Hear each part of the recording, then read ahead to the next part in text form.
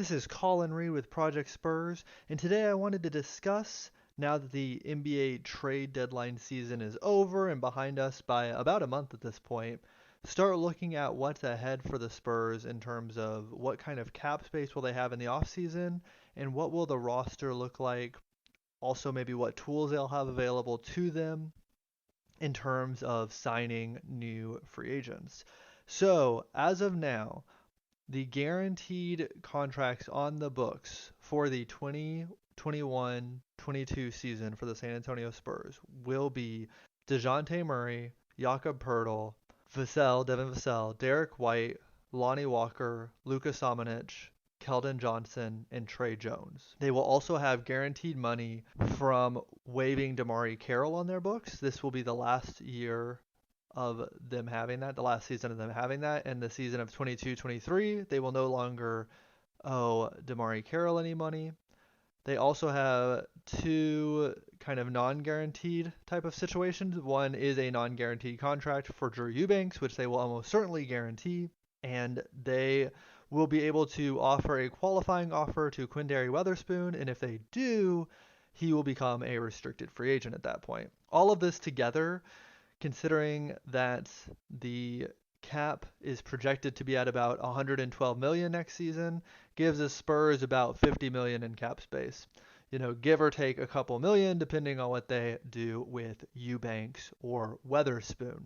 And so one of the things that we talk about when we discuss teams having cap space or being above the cap or whatever are several of the different exceptions. And some of those will come into play here. So, for instance, if a player has been with a team, that player, as a free agent, will have several types of exceptions that the team can use to re-sign that player.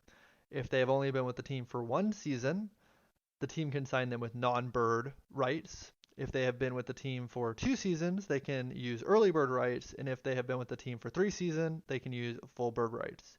So each of those kind of is different in terms of how much the team can offer that player above the salary cap compared to what their last season's salary was. I believe the non-bird salary is 120%, but for the bird exception, a team can offer a player whatever amount of salary, even if it goes above the salary cap.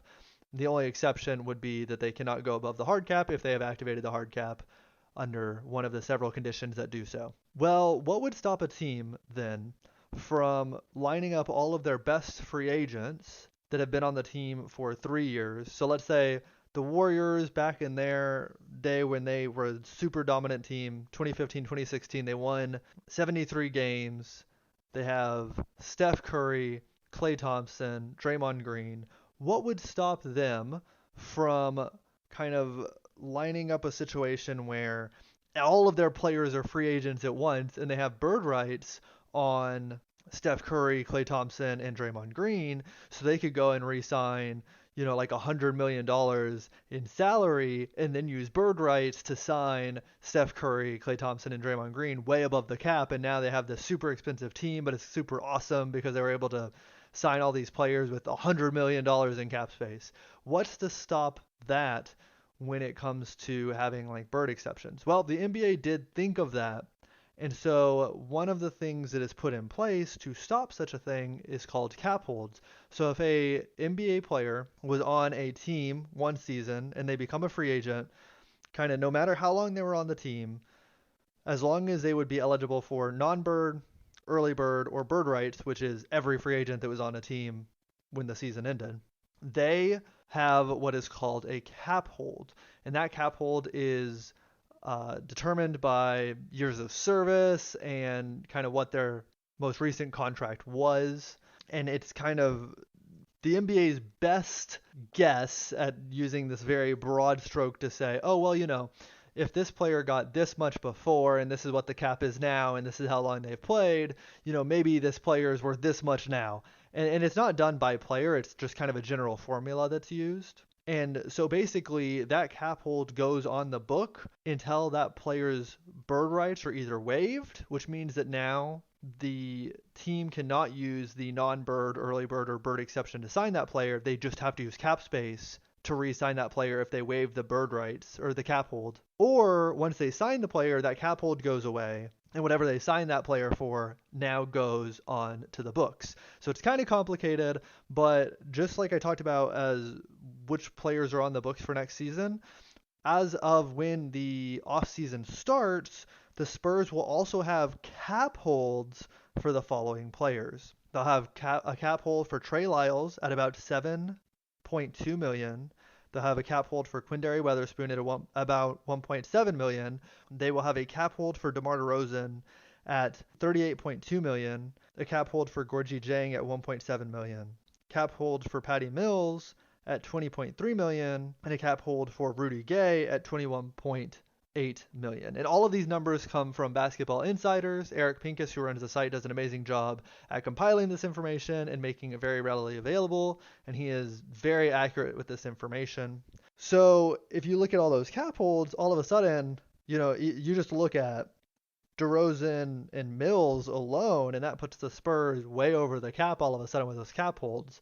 So what that means is if the Spurs want to use cap space in the summer of 2021 or the offseason of 2021, they will have to waive some of those cap holds or sign those players to a smaller amount. So in the case of DeMar DeRozan, his cap hold is $38.2 million. Well, there's probably no one who's going to offer him that much money. So if the Spurs do want to re-sign him, they might be able to come up with an agreement where they pay him for something in the low 20s for multiple seasons, and now that cap hold is off their book, and they are paying him for 20-something million, but that cap hold from $38 million to $23 million, that's a $15 million difference that they're making up on their cap sheet for the summer of 2021. A player like Lyles, they can just say, okay, we're waiving the cap hold, and now they lose the ability to re-sign him with early bird rights, which they would have had before. But if they're not expecting to re-sign him, they would need to waive that so that they can use that cap space on something else. So what happens though, because the Spurs have been an over the cap team, quote unquote, for the past couple seasons, which means that they've had access to the mid-level exception, which gives them about $10 million that they can use to sign one or multiple players over the cap. What those exceptions have cap holds too. So the mid-level exception and the biannual exception, which is about $3.5 to $4 million, those also have cap holds. So if a team goes under the cap, under the salary cap, by more than the exceptions cap hold, so let's say they go under the salary cap by 11 million, so they're more than the mid-level under, they lose the mid-level exception, and now they are operating as an under the cap team, and then they gain access to a new quote-unquote mid-level exception called the room mid-level exception that is given to teams with cap space.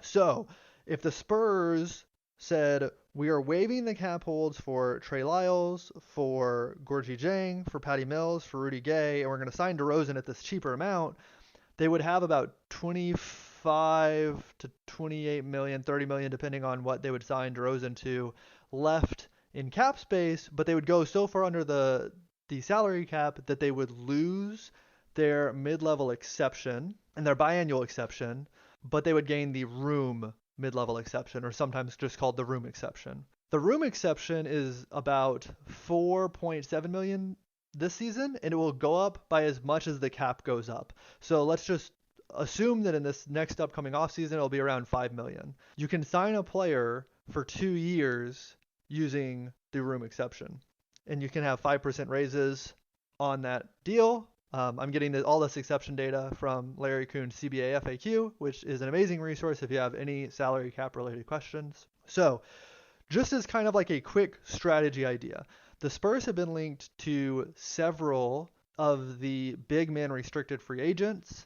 They can offer a max qualifying, or not qualifying, they can offer a max offer sheet to these players and still retain a player like Patty Mills by, if they came to some sort of agreement, which I think his market value would be higher than this, but he might give the Spurs that kind of discount.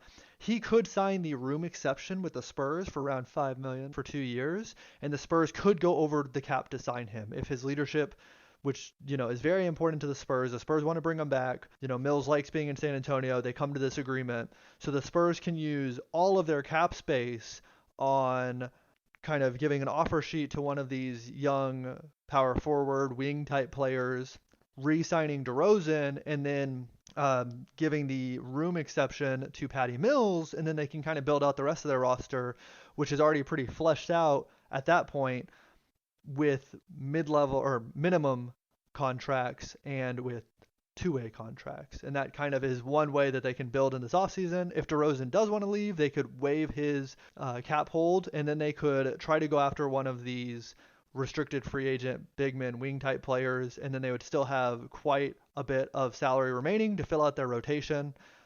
If I'm doing my math right, they would have 15 to 20 million at least under the cap, which, considering the Spurs rotation would already be pretty solid, that could go a long way in kind of filling out the rest of their rotation. So as it stands for the Spurs cap space and kind of how they will handle this offseason, they are set up pretty well in terms of their financial flexibility, but they can also bring back DeRozan and still kind of make a big swing in terms of trying to bring in another young player that they might have to pay a good bit for. So this has been my first audio piece explaining the salary cap situation for this offseason. We will certainly have way more coverage of this type of thing as the offseason gets closer, but I just kind of wanted to touch in real quick now that the trade deadline is over and we kind of know exactly where the Spurs will be at financially until the offseason. So we will continue this series again, maybe do another piece or two before the season ends, but really get into this type of content once the season is over and as we start getting closer to the offseason. So again, this has been Collin Reid with Project Spurs. Have a great day.